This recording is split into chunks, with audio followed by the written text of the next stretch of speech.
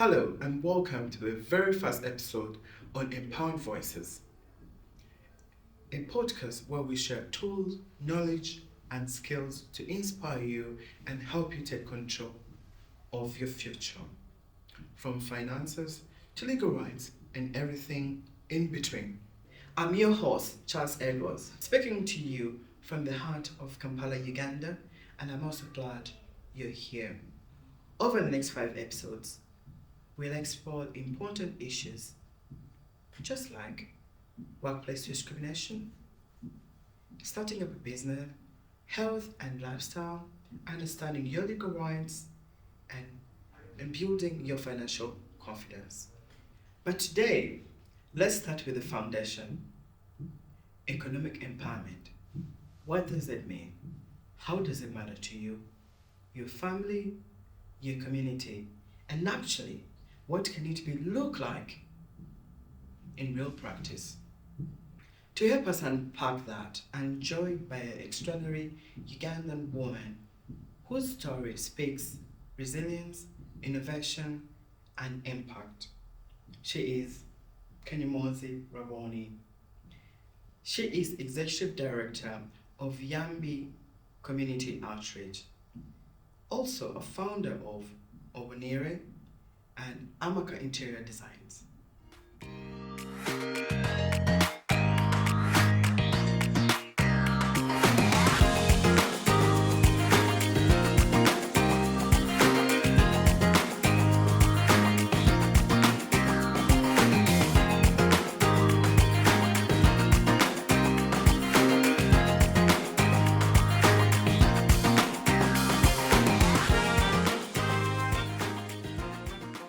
Raboni, Hi, how are you today? I'm good. Welcome to Empowered Podcast. Thank you. I'm really excited to be part. I'm good to have you here.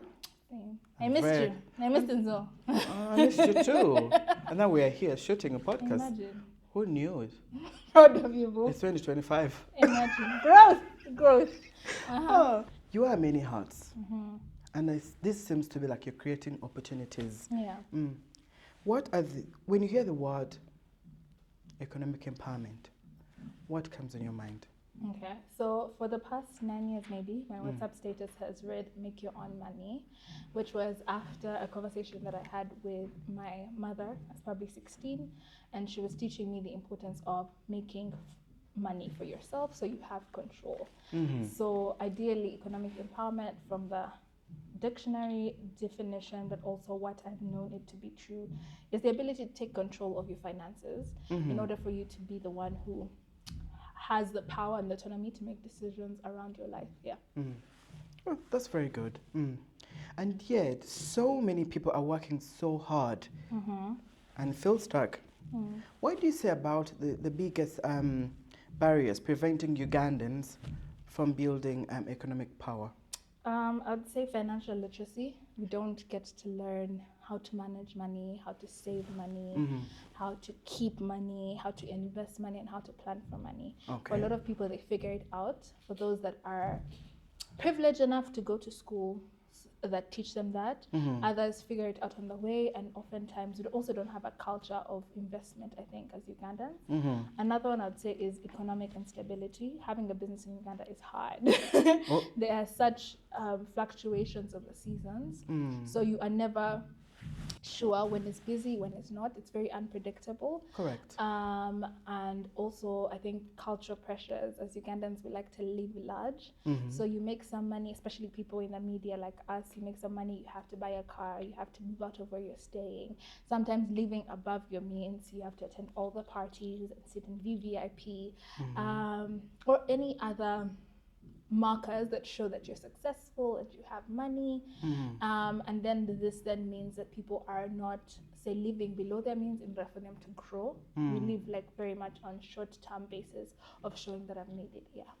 Wow, those are very deep, and you have found a way to turn personal experiences into a very powerful innovatives. Let's talk about how did you start your journey? With Obonire, or which one in particular? Just you as Obonire. How did I start my journey? I think I started business. My first business, I was 16. I started selling T-shirts. And then around that time, I was also writing for Vision Group and a magazine called Fly Magazine. So that's what got me into business and into media. From media, I moved into Next Media. I was doing TV and radio. And then that's also the time I started Obanire and pushed for a marker. Around that time, I also started Yambi, and then I worked with an NGO. I also worked with a media production house. So, and later moved into self-employment and communications consultancy. Yeah. Oh, brilliant. If you guys see how she's empowering other women to follow those steps, I'm so proud of you. Thank you. You're born. You lead very many ventures, and then rather than, for example, you have fashion, you have the community work, and you have a home design. What are the first steps into entrepreneurship or activism? The first steps into entrepreneurship. I think having a vision and having an interest plays a role. So you know where you're going, you know where you're headed, you know what success looks like for you in different ventures. Then building capacity, so educating yourself, finding the finances, building your work ethic, because one thing about starting things means you're not laissez-faire about certain things. You really have to invest time, resources, and knowledge. And finally, just starting. A lot of times we have the plans and we'll draw them out and we'll draw out the strategies, but because of fear, we'll hold back. I believe in just starting. You'll figure it out in the end. It gets perfect over time. Yeah. Right. Which year did you start Avenir? 2020. 2020. Yeah, we're 5 years this year. 5 years this year. And also you had another venture I call Yambi, Yes. the community outreach. Yes. Which year did you start? We started Yambi in November 2021. 2021. Yeah. And also you opened up another business, which is Amaka. It means home? Yes, it means home. So we do home decor services. Because I translated it into my language, Amaka. So when did you venture into that business? Amaka. So Amaka is more a family business. I run it with my mother. It's been open for 27 years. We just rebranded when I came on board to work on it. Yeah. That's good. That's such a powerful mix through community, fashion, helping with family. It's a mix. Yes. What helped you alongside your way to access funding and support others?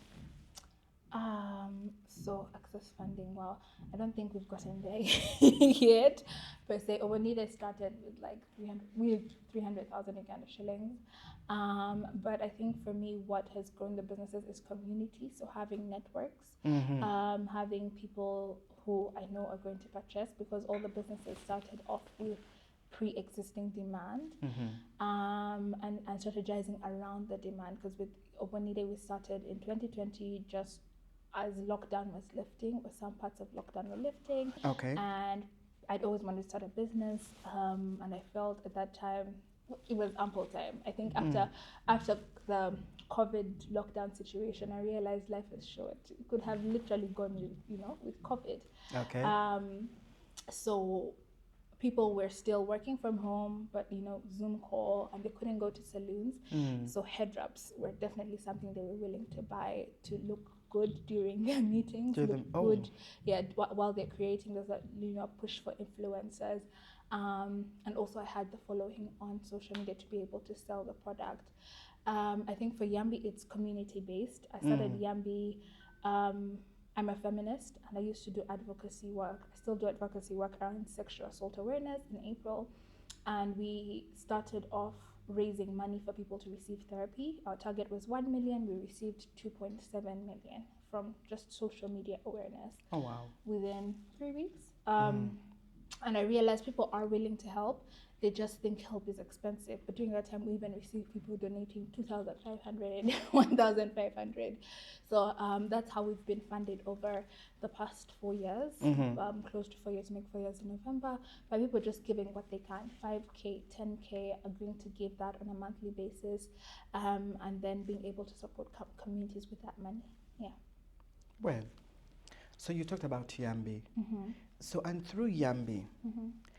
now you're supporting other women. Yes. Can I call it other women? So Yes. it's other women and girls, because that's where your focus is. Yes. Um, Tell us more about Yambi. How is it going to impact the youth and the women out there who are watching? Okay, so Yambi comes from the rhetorical word of Yambi, which means to give help. Mm-hmm. And so we started off supporting therapy for sexual assault survivors, cancer awareness, and period poverty. In 2024, we focus solely on ending period poverty in Uganda. So we provide knowledge around menstrual health, that is through workshops and educational material. We do pads distribution in different communities, and we also skill young women and girls on how to make these pads. How does it help women? So we know, or we don't know, that women go through menstruation every single month, right, for a period of 3 to 7 days. Okay. And oftentimes, girls in marginalized communities are unable to continue going to school because they do not have the capacity to afford pads. And because they can't afford pads, they have to sit out school for 3 to 7 days, which means they're missing exams, they're missing critical lessons, they are missing different important opportunities because they're not able to go to school. And I think this is truly unfair. We don't have policies around subsidized cost. We don't have policies around free sanitary pads. So that's also work that we're looking to do also for women. According to statistics, in Uganda, 50.42% of the population is women. Mm-hmm. So if part of that is marginalized women who can't participate economically or participate in school because they can't afford pads, then we have a big problem. So that is how Yambi supports, yes. And then we also do knowledge creation online and offline so that even the privileged communities have access to this information and maybe are swayed towards pushing policies that allow for women and girls to stay in school. Yeah. Thank you very much, sister. As our listeners and viewers need to know that Yambi is created for African women and also Obanire. It is made by African women for African women. Yeah. Just know it's women empowerment. Can I just call it women empowerment? Yeah. You can. Yeah. I'm very grateful that you're doing so well. Okay. This comes to my other thing. Yeah. You have built a business. Yeah. And you run a non-profit organization. As a mentor or as the owner, what's that one thing that you wish every Ugandan to know about economic empowerment? I think do what you can where you can. It doesn't have to look, your journey towards finding financial independence or releasing the holds of financial dependence doesn't have to look like everyone's. Do what you can where you can. And also sometimes meet the need within your community in order for success to be fulfilled. I think sometimes we want to look at maybe what an American is doing or a European is doing or people in other countries who have different policies and systems that help for them to thrive. But just find ways to make money even in Uganda, and also that reaching economic employment will require a lot of work from you as an individual. So do the work that you need to get to where you want to go. Yeah. How do you manage to run 3 ventures? What's your strategy? Okay, so there are actually 4. But what I do is scheduling. I was counting them. So there's KWK, which is very fresh. It's a communication and branding consultancy. There's Obanire, Amaka, and Yambi. Right? Okay. And what I do is scheduling, delegation, and trust. Those are strategies that work for me or have worked for the business. For Obanire and Amaka, which are product and service-based businesses, their peak is closer to the end of the year or from the middle of the year. So being able to plan around how not to strain myself as the founder, but also strain the business during their busy seasons. Whereas KWK and Yambi, their peak is at the beginning of the year because that's when you're looking for budgets to be able to implement through the year, or Okay. when clients are strategizing for the businesses. So being able to schedule, but also schedule my days around the businesses and around my work. Then delegation, so building a team that I can trust, execute, and being a leader that actually trusts the team to execute and not micromanaging them, or learning not to micromanage them in order for them to deliver results, and not rely on my presence in order for them to deliver the work. Yeah. Oh, that's brilliant. Thanks for sharing. What are the most practical first steps someone can take when they have little or they have no money? Okay. For no money, I actually started my first business with no money. I was 16 and I had a friend whose mother had a warehouse and they were selling t-shirts. And because of networking and building trust, I was able to, get a stock of t-shirts, sell, and she trusted me that I would come back with the money, which I did. So if you have no money, build relationships with people who you can build relationships with people who you can resell or trust to execute good trust who will trust sorry I got people who will trust you to resell their products and return to them. So build networks of trust so that you're able to make partnerships or collaborations where people know that what your word holds water, Okay. and you will not rip them off in the event that you need collaborations that don't afford you money. Little money, I think investing where there's demand. So with my consultancy, I made the mistake of creating the product before I had ascertained demand, whereas for the other businesses, I invested where there was pre-existing demand. So before you invest large sums of money or large sums of capital or even little sums of capital, make sure that people are readily going to buy your things. For example, if I worked in this office, I would look at selling, I don't know, breakfast. If I worked in an office building selling breakfast, because I know everyone here is going to probably want breakfast something, yes, right? correct. I'm not going to come with dresses of 500,000 here, knowing that it won't make any sense to the audience that is here. So investing where there is demand or where you know there'll be demand. Yeah. That's brilliant. Okay, thank you.